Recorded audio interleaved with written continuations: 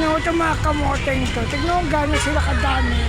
Ngayon, okupado na yung kalye. Yung iba hindi makadaan.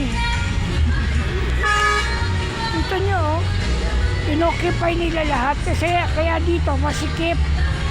So dapat open tong road na to, kaso karamihan sa kanila nasa kalye na.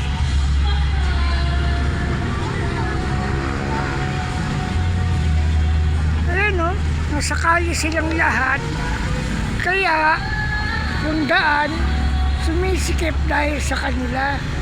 Tignan nyo yan ha. Ayan.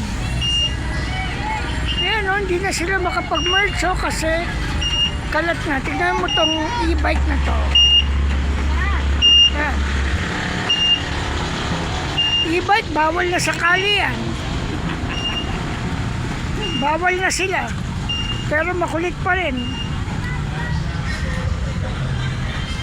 Ayan o, ang kukulit o. Kanyang kali o lumiit. Tawo itong mga kamote na to.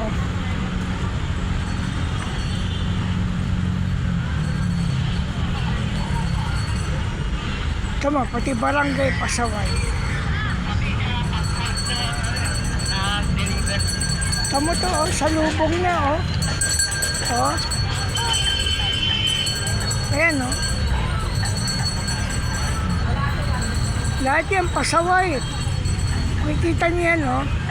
Lumit yung kalye dahil sa kanila.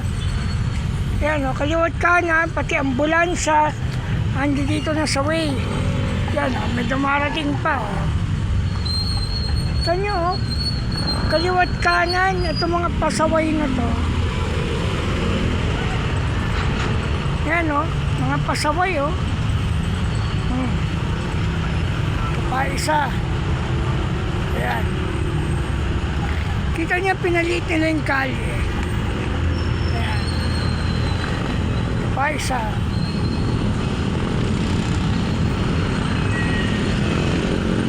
So, ayan, patawid tayo.